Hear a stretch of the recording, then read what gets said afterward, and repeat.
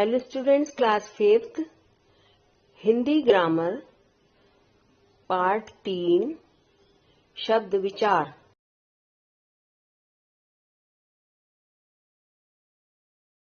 कक्षा 5 व्याकरण। आज हम पढ़ेंगे पाठ 3 शब्द विचार। शब्द क्या होता है? बस एक वाहन होता है, लड़की एक प्राणी है, मैदान एक स्थान है।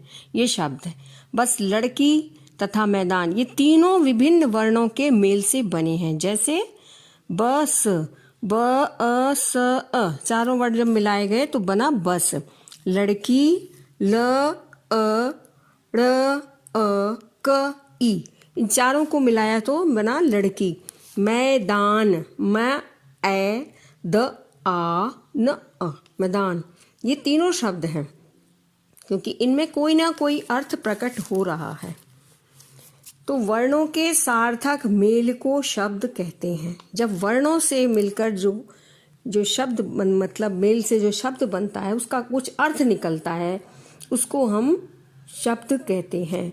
जैसे बस चलती है, लड़की, मैदान, इन सब के अर्थ निकल रहे हैं, अतः ये शब्द कहलाते हैं शब्द। अब आते हैं शब्दों के भेद। शब्दों के भेद कितने प्रकार के शब्द होते हैं? हिंदी भाषा में शब्दों को 4 आधारों पर बांटा जा सकता है। पहला, उत्पत्ति के आधार पर।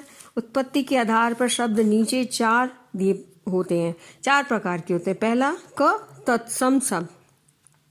ये वो शब्द जो संस्कृत भाषा से ज्यों की त्यों हिंदी भाषा में आए हैं, तत्सम शब्द कहलाते हैं।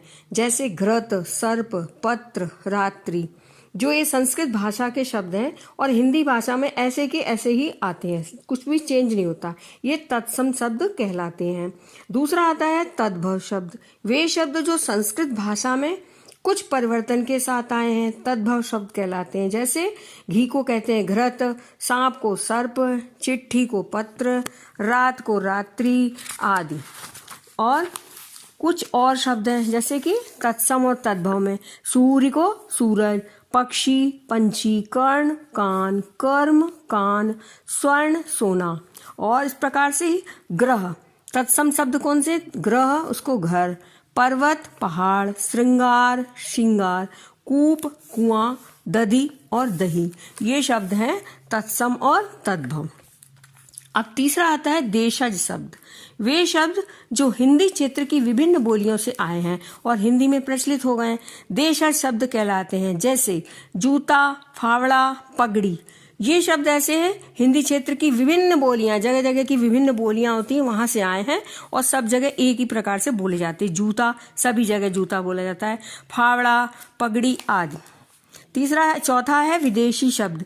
वे शब्द जो हिंदी भाषा में विदेशी भाषाओं से आए हैं, विदेशी शब्द कहलाते हैं। जैसे जो अंग्रेजी में होगा वो हिंदी में बोला जाता है। जैसे कि स्टेशन, अपन हिंदी में भी स्टेशन ही बोलते हैं, ये शब्द क्या है? अंग्रेजी शब्द है। स्कूल, पेंसिल, रेडियो आदि, ये सारे शब्द अंग्रेजी के हैं लेकिन हिंदी में ज्यों की त्यों भूले जाते हैं। अरबी फारसी से आए कुछ शब्द जैसे किताब, फौज, औरत, आदमी आदि, ये शब्द अरबी फारसी से आए किंतु हिंदी में ऐसे की ऐसे ही बोले जाते हैं। पुर्तगाली से आए जो काजू, गमला, आलू, कमरा आदि, ये सारे शब्द हिंदी में ऐसे ही ऐसे बोले जाते हैं। अब आता है हमारा दूसरा, अर्थ के आधार पर। पहला था उत्पत्ति के आधार पर, अब दूसरा है अर्थ के आधार पर। अर्थ के आधार पर शब्दों के नीचे दिए गए 2 भेद होते हैं। पहला होता है सार्थक शब्द। जिन शब्दों का एक निश्चित अर्थ होता है उसे सार्थक शब्द कहते हैं। जैसे चाय, चाय का अर्थ होता है चाय पीते हम। पानी, रोटी, इन शब्दों के अर्थ हैं, इसलिए ये सार्थक शब्द हैं। निरर्थक शब्द होते हैं दूसरे, जिन शब्दों का कोई अर्थ नहीं होता है उसे निरर्थक शब्द कहते हैं। जैसे वाय, वानी, वोटी, जैसे कभी कभी हम लोग कह देते हैं ना चाय वाय, पानी वानी, रोटी छोटी या रोटी वोटी, इस तरीके से। तो चाय, पानी, रोटी, इनका तो अर्थ है, लेकिन जो दूसरे हमने निरर्थक शब्द वाय, वानी, वोटी आदि बोले, ये निरर्थक, इनका कोई अर्थ नहीं। तीसरा होता है बनावट के आधार पर। बनावट के आधार पर शब्दों के नीचे दिए गए 3 भेद होते हैं। जैसे रूढ़ शब्द वे शब्द जिनके सार्थक टुकड़े न किए जा सकें, रूढ़ शब्द कहलाते हैं। जैसे घर, मुंह, रात, बाल्टी आदि। इनके हम यदि टुकड़े करें, अलग अलग कर दें, घा को अलग कर दें, रा को अलग कर दें, तो इसका कोई अर्थ नहीं हो जाता। इसलिए ये इनको अलग करके लिखा ही नहीं जा सकता और अलग कर देने से ना ही इनका कोई अर्थ निकलता है। दूसरे होते हैं यौगिक शब्द। वे शब्द जिनके दो या अधिक टुकड़े किए जा सकते हैं यौगिक शब्द कहलाते हैं। जैसे चिड़ियाघर, अब चिड़िया अलग कर दो और घर, तो दोनों को मिला दिया तो चिड़ियाघर। पाठशाला, पाठ अलग शाला अलग, दोनों को मिलाया तो पाठशाला। ये दोनों हमारे कहलाते हैं यौगिक शब्द।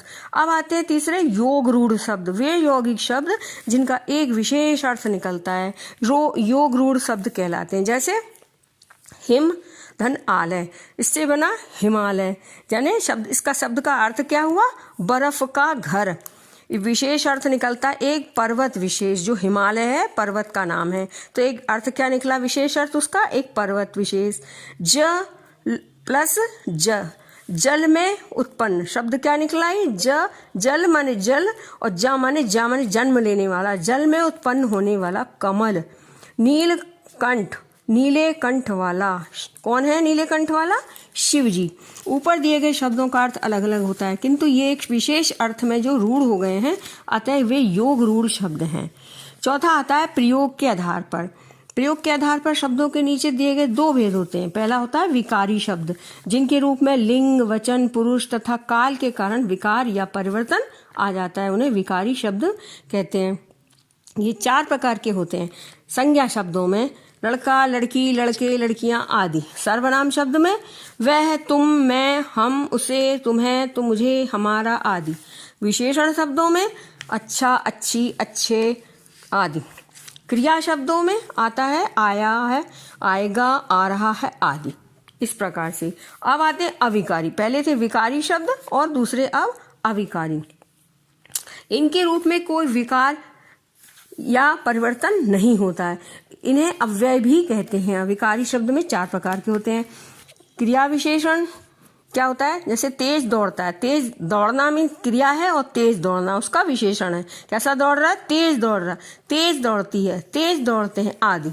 संबंध बोधक के नीचे, के ऊपर, के बाहर, के सामने आदि। समुच्चय बोधक और या, किंतु, इसलिए आदि। विस्मयादि बोधक वाह, शाबाश, अरे, हाय आदि। विस्मय मतलब आश्चर्य से बोलने वाले जो शब्द होते हैं, वाह, शाबाश, अरे, हाय इत्यादि, ये शब्द विस्मय से बोले जाते हैं।